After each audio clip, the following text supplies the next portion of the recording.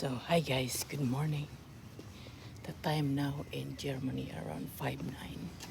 So, malamig pa rin ang panahon dito. Tingnan mo, wala pang mga ganong tao.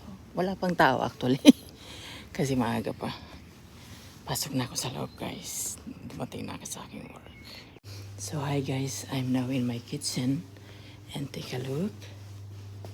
All my bread is gone and eggs, everything. That's very good.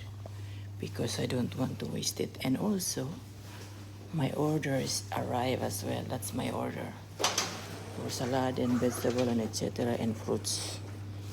So, because I still have a little bit time, guys, but it's okay.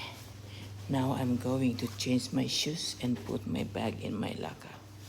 So guys, naayos ko na ang aking deliver na in order. And take a look guys, the banana.